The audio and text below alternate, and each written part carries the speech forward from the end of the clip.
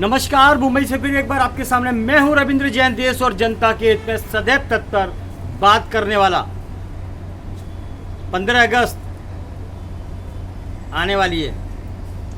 लोग जिसमें सबसे ज़्यादा भारत के वो नेता निकलेंगे जिनकी शक्ल कभी दिखाई नहीं देगी, वो 15 अगस्त को निकलेंगे।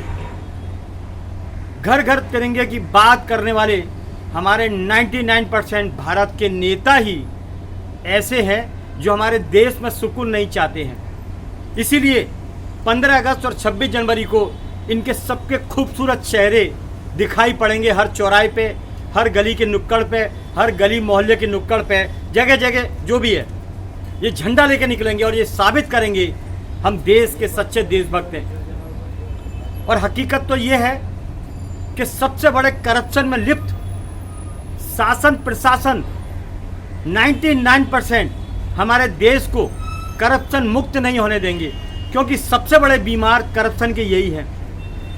पेटियां भरने वाले भारत का 99% नेता इतना बड़ा बेईमान है, जो बात करता है राजा हरिश्चंद्र की, जो बात करता है सुभाष चंद्र बोस की, जो बात करता है गांधी जी की, जो बात करता है छत्रपति शिवाजी महाराज की, जो बात करता है अहिल्याबाई की, जो बात करता है महारानी लक्ष्मीबाई की। एक नंबर के झूठे हैं ये भारत के 99% नेता।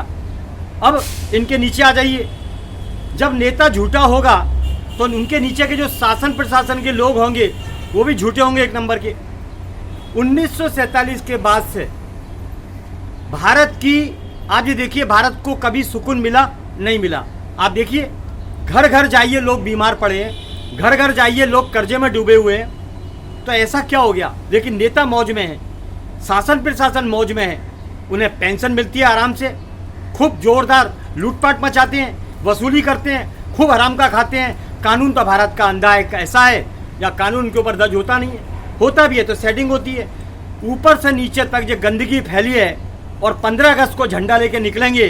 कितना शर्म का विषय है कि बांग्लादेश और पाकिस्तान में हिंदू मारे जा रहे हैं, किसी भी एक नेता का मुंह नहीं फूटता है, ना जुलूस निकलता है कि हिंदुओं को भारत लाया जाए। मैं वीडियो के माध्यम से बोलता हूँ क्योंकि मैं देशभक्त हूँ, इनके जैसा नहीं हूँ लफंडर, माल खाने वाला, हराम का देश को लूटने वाला। बहुत शर्म का विषय है और बहुत जानने की चीज़ है। माननीय सर्वोच्च न्यायालय जी, भारत को क्या कर दिया इन नेताओं ने। ये पद पे बैठ जाते हैं, सत्ता पर आ जाते हैं, पक्ष हो या विपक्ष हो, ये बहुत बड़ी बीमारी है पक्ष और विपक्ष की। एक एक नेता और एक एक नेताओं का फंटर, सब 500,000 करोड़ की पार्टी है। तो जी देश के बेईमान नेताओं ने हमारे हरिश्चंद्र के भारत को लूट का अड्डा बना रखा है। क्या करें, हमारे इतिहास को गंदा कर दिया। जो इतिहास छत्रपति शिवाजी महाराज का था, जो इतिहास पृथ्वीराज चौहान का था, जो इतिहास महारानी लक्ष्मीबाई का था, जो इतिहास महाराणा प्रताप का था, ये देखिए आज कैसे हो गए। ये तो इतने डरपोक हैं कि अपने चारों ओर पुलिस को लेके चलते हैं। जबकि महाराणा प्रताप, छत्रपति शिवाजी महाराज, वो खुद इतने ताकतवर थे कि उनको किसी की जरूरत नहीं पड़ती थी, क्योंकि वो सच्चे ईमानदार देशभक्त थे। और ये लुटेरे नेता आजकल के, पीछे गाड़ियां आगे गाड़ियां, क्योंकि इन्हें मालूम है कि हमने देश को लूटा है, देश की जनता को लूटा है, देश की जनता को बीमार कर दिया है। अगर हम गलती से भी निकले तो पब्लिक हमें जूते से हमारा स्वागत करेगी। अच्छा, ये गुंडों को पाल के रखते हैं। जो इनकी सभा के अंदर तालियां बजाता है वो इनके पाले हुए गुंडे होते हैं, चंद पैसों के टुकड़ों पर पलने वाले। बाकी ईमानदार तो ये है ही नहीं।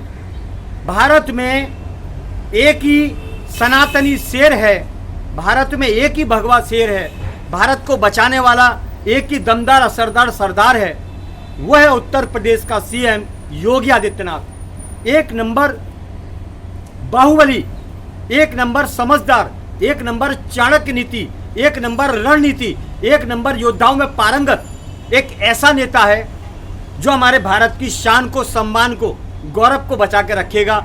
वो है योगी आदित्यनाथ। ये इतना ईमानदार आदमी है, इसने सिर्फ देश के लिए काम किया है, सिर्फ देश के लिए। बाकी नेताओं के खर्चे देखिए आप, गाड़ियां हैं, रोज नई ड्रेस है 10-10 लाख रुपए की, लेकिन ये भगवाधारी ईमानदार योगी आदित्यनाथ एक भगवा ड्रेस में चलता है। क्यों?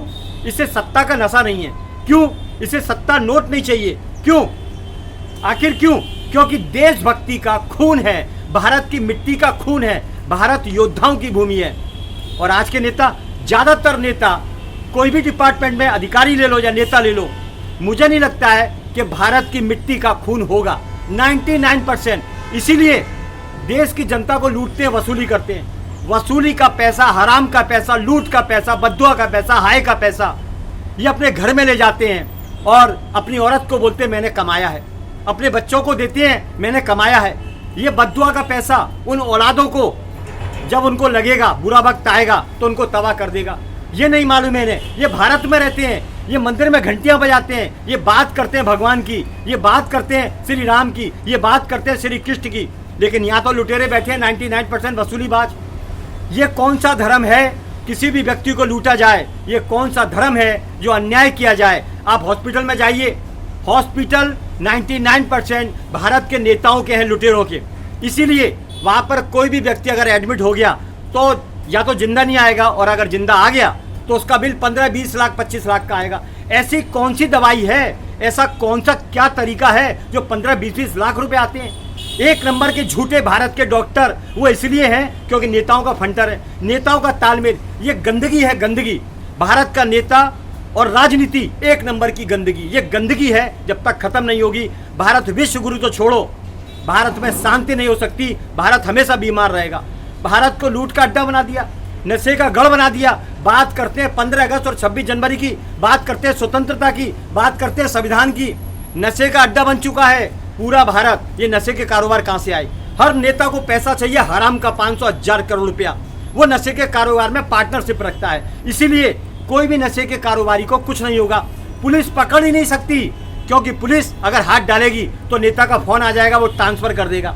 हालात इतनी खराब है कि तू भी खा और मैं भी खाता हूँ। चोर चोर मौसेरे भाई, ये भारत का कानून हो चुका है। धिक्कार है ऐसे भारत के ये राजनेताओं को और शासन प्रशासन में बैठे हुए उन गद्दारों को जो देश का पैसा खाते हैं, जनता को लूटते हैं, हर बात में रिश्वत मांगते हैं। क्या तुम्हारी माँ ने इसलिए पैदा किया है कि जनता को लूटो, देश को लूटो? आपको शर्म कब आएगी? इस माँ की कोख को कलंकित मत करो, देश के वो गद्दार लोगों जो भारत की मिट्टी से जन्म लिया है। बस इतना ही काफ़ी है। मैं 15 अगस्त को आप सभी देशवासियों को हार्दिक शुभकामनाएं देता हूं और उम्मीद करता हूं बच्चा बच्चे को जागना पड़ेगा हमारे भारत को बचाने के लिए, क्योंकि ये भारत की मिट्टी नेताओं के बाप की जागीर नहीं है। ये भारत की मिट्टी शासन प्रशासन के बाप की जागीर नहीं है।